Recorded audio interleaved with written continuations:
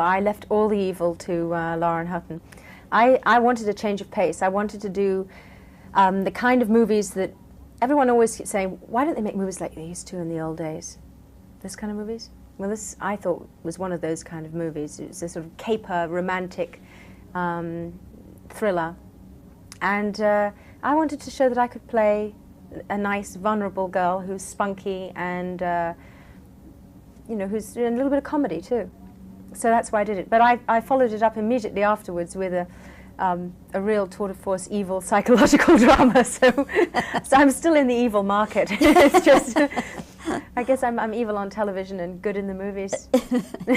You play an English girl then? Yes, that's rare too. That's a unique opportunity. Yes, of course I am English. Because you do play Americans. Mostly. And I think it's so extraordinary that you are able to go back and forth and do the American accent and keep it consistent and make it so believable. Now, obviously, you have a wonderful ear for language, but in the beginning, when you were trying to get it together, Jane, did you have any particular American woman you tried to emulate? No, actually, I have quite a funny story, and I'll see if I can show you how I did it. I always thought that if you hold your nose, and you put your finger over your lips like this, and then you just talk, it comes out quite American. Oh, you can't play roles, you're really stupid. So then eventually I actually did that. I took my finger away and I kept my finger over my mouth so that my jaw didn't move too much, because the English, the inflection goes up and down and you move your mouth and you're very animated. And then I just forgot about the whole thing. I thought, to hell with that. And it comes out American. But that was one way I tried.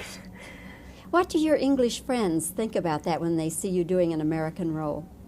I think a lot of my English friends wish they could do it easily because they'd like to come and work here too. I think it's the smartest thing I ever did because it's really freed me up to be able to play almost any role. People don't just say, well, she's English or she can only play English. I like playing American more than I like playing English, amazingly, because it's almost like for Sir Laurence Olivier wearing a false nose. He feels like he's in character. The minute I change my accent, I feel that I'm not Jane at all. I'm whoever it is. Do you feel freer or what? I feel different. I feel like a different character, a different person. I really enjoy playing American. It comes very, very easily to me. I think it's looser. American's a bit looser, isn't it? More relaxed. Well, they say, although I think it's a myth that people think the English are so stuffy. You're not at all. I think you're great fun. Love the English. You have a scene in this movie in which you slap Tom Selleck. And I can imagine most women in the audience are going to say, that crazy woman slapping him around. Now, did you really have to slap him? Well, in the movies, you don't usually slap people. You practice very hard to make sure you don't hit them at all. I missed. I hit him. It's a confession, isn't it? And that's the one they printed. Yeah. I know. I didn't mean to, but I did. I didn't hit him too hard. And what was Tom's reaction? I wasn't very happy about it. No, we've laughed about it since, but I don't often get to slap guys. You know, men are always slapping one another around, and the characters I play, I usually either shoot them with a gun or, you know, or knife them or do something like that. Don't do a lot of slapping. Did he I was out of practice. Did he really seem peeved with you? I don't know. I think he was probably pretending. But I mean, in the rehearsal, I got it right, and then on the take, I missed and caught him one. And but it's a good scene, so I don't think he minds. He's an absolute professional. As far as he's concerned, whatever it takes to make it right, he'll do it. And I believe he does most of his own stunts too. We're both a bit crazy that way. I do the same sort of thing. What did you have to do in this film that would be a different kind of stunt for you? Well, I had to do tap dancing. That was tough. 2.5 weeks of training to be able to tap dance, along with a lot of professionals, and that was wonderful. I'm trying to think if I did anything dangerous. I don't think that was about as dangerous as it got for me. But of course, you started as a dancer. You studied dance as a child. But Yes.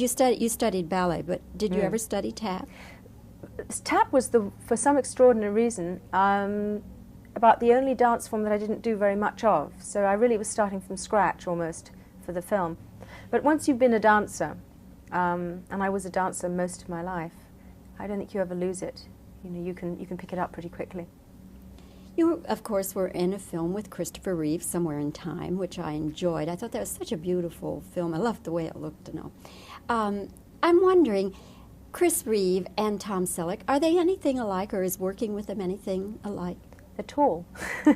Yes, actually, I've worked with a lot of tall actors. Those two are about 6'4" each, and Chevy Chase is up there, and they're all tall. The only thing I can tell you is that whenever you play love scenes with them or you kiss them, someone like me who's 5'3.5" has to leap up in a little box. But I have to do it in such a way so that the audience doesn't notice. So I'm good at leaping on boxes. I give great box leap. The other definite advantage I've discovered is that if you play a scene with someone as tall as that, and you're a woman, you have to look up longingly at them, which gives you a wonderful, long, swan-like neck. And for them, it's kind of tough because they're looking down and they get to triple chin if they're not careful. I only know this because my husband complains all the time. He's 6'3" and used to look adoringly at me in photographs until he realized what was going wrong.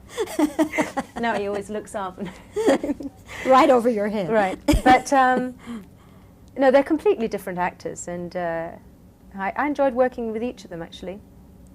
Does Tom have any traits that surprised you? Because I think we all, when we get to know somebody and we've had a previous image of them, they say, oh, gee, I just never thought he would be this or do that.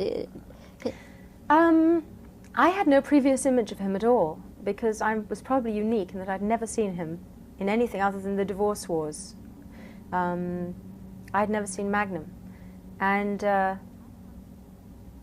I found him to be a very natural, very real, very delightful and charming and bright and intelligent man, and as unlike a movie star as you possibly could get to be. And he's extraordinarily handsome. You may not know this already, but I'm telling yes, you. I think I've noticed. Yes, well, he's handsome when he gets in the morning, and he's handsome when he finishes at night. And so, does he have a kind of Burt Reynolds-like sense of humor, or? I've never worked with Burt, so I can't tell you about that, but he does have a sense of humor. I like to think it's a Tom Selleck sense of humor. Yes, I'm sure. I'm sure it is. He's very keen on volleyball. I wish I knew more about it. You live in a 15th century mansion? Well, we don't live there. We own an estate in England. It's, in fact, it dates back to 950. It was a Benedictine monastery once. And it's a 32-room house, mostly 15th century. In fact, there's The Master of Ballantrae is a movie that's going to be on television soon, and they filmed all of it there. So everyone will be able to see my house. And we have a church and a barn and 2 cottages, and we keep horses and cows and dogs and cats and all kinds of things. It's the antithesis of Hollywood. Is it something that you always wanted to do, or is there some family tradition there? No. It's something I never dreamt I would ever be able to do. But I saw the house and I fell in love with it, and I just felt very comfortable there. It's the sort of house you can as happily be swanning around in your blue jeans and your cowboy boots as you can in in an evening gown and a tiara. I mean, it's a place it's romantic, and I guess I like romantic things. Did it come furnished, or did you have to get things? No, it was completely empty. It had nothing. It has the oldest glass in England in the windows. It's what they call a Grade 1 listed house, which means that the government insists that you keep it in its proper order. And we've really spent a lot of money and a lot of time on making sure that the balustrading doesn't fall down and redoing some of the stonework. It's a dream place. I wish I could spend more time there, but I can't.